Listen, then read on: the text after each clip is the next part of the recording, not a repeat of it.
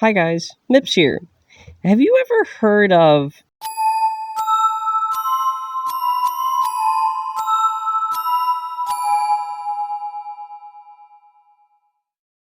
Inscryption is a narrative-driven card game. The story begins with a man speaking as he boots up a game from a floppy disk. The game opens up to a title screen, Inscryption. The new game button is disabled, forcing the player to continue. It opens up to a wooden table, a pair of eyes opening up on the other side of the room, greeting the player as he begins to explain the rules of the game. The gameplay stays relatively the same through all three acts of Inscryption, but we're going to focus on the opening act for this section. The game is relatively simple to understand. Both sides have two decks, one filled with squirrels and the other filled with cards that can actually attack. There's a scale on the left side of the screen that indicates how much damage each side has taken, represented by golden teeth. Tipping the scales. The game works by playing cards that require sacrifices. This is where squirrels come in. You sacrifice them to enable putting down your real cards. Of course, if you want, you can sacrifice your other cards, but you have limited good cards and infinite squirrels, so I'd probably do squirrels.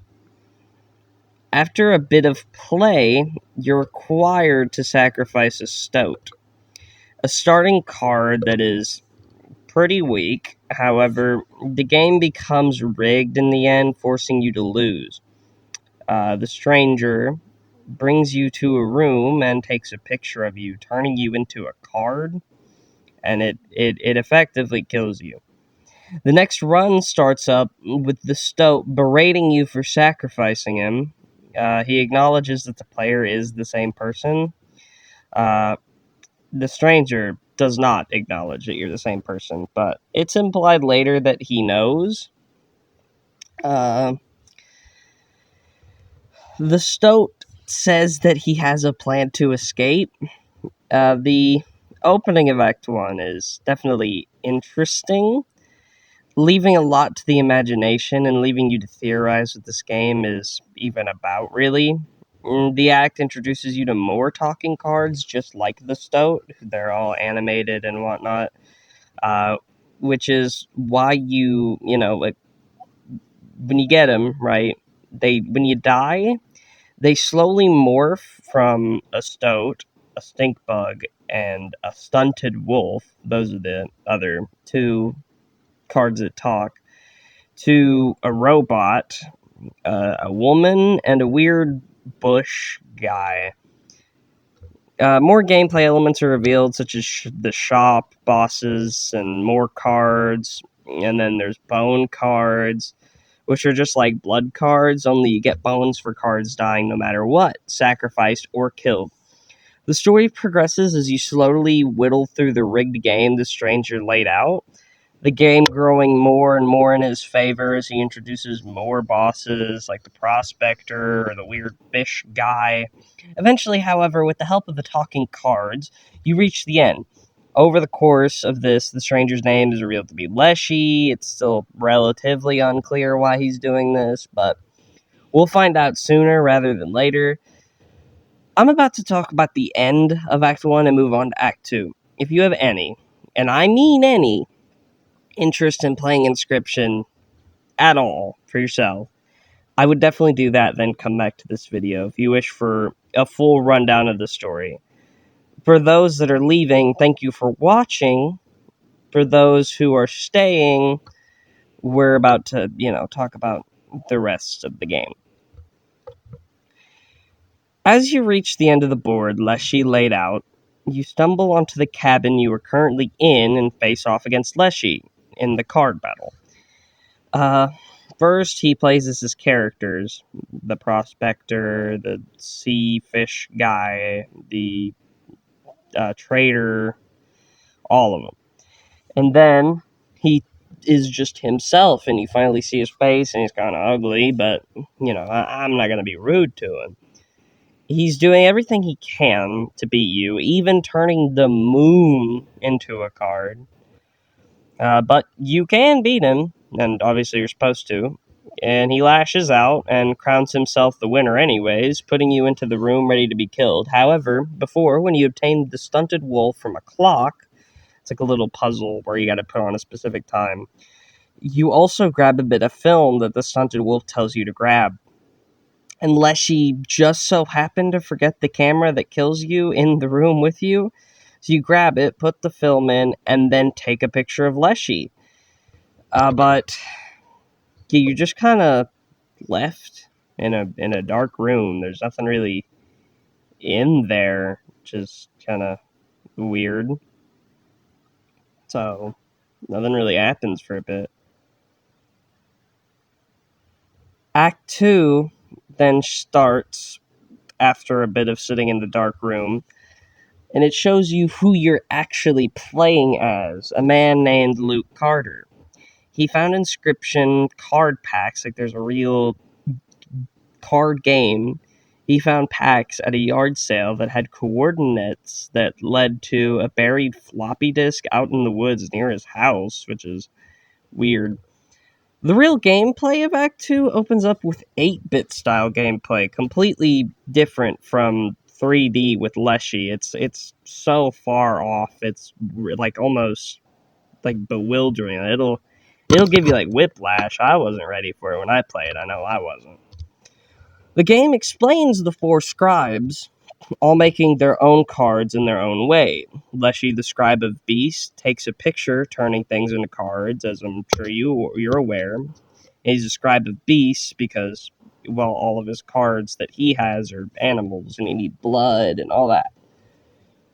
And then there's PO3, the scribe of Technology, which you also might know as the Stoat. He just makes his cards in a factory. And then there's Grimora, the scribe of the Dead, who is the Stink Bug. She pretty much just takes dead people and turns them into cards. I think she has like a pen or something. It's weird. They all have their own way of doing it. I can't remember off the top of my head.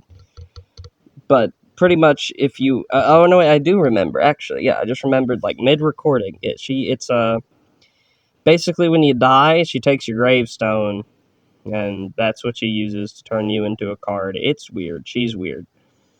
Then there's finally Magnificus, the scribe of magics, and he has a weird pen that, he writes stuff into being true, into cards, and he's the stunted wolf. And the player is given a choice between the 4 when they start Act 2, and the choice is who they wish to replace. Now, it doesn't really matter who you pick, because all the bosses are defeated, and then no matter who you picked, PO3 rushes and takes over, and, whoever you pick doesn't really matter.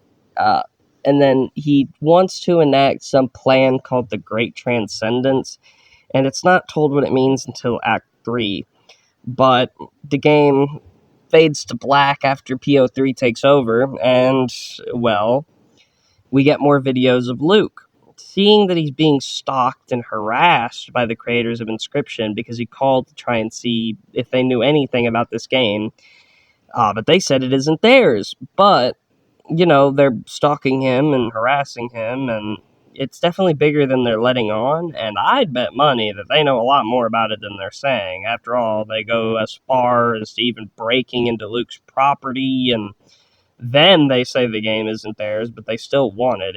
It's weird.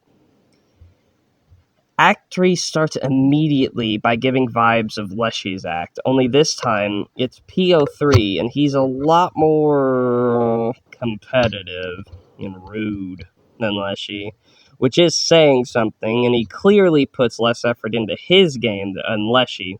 His character is simply just being him changing the face on his computer screen. And it's all really revealed as like a ploy to give you access, to give him access to your computer, like pretty much everything, even the internet. He's been playing you the whole time, revealing what the Great Transcendence really is. He's going to release Inscryption on the internet, but like the one that he's in control of, where he's in the place of Leshy. and take over thousands of computers, thousands and thousands. But with the help of the other scribes in the basement, when you go exploring when you're not supposed to, even Leshy is willing to help you, even after what you did to him. But, you know, it's like a big old plan that they make and everything. And Leshy shows up and kills him, like ripping his head off.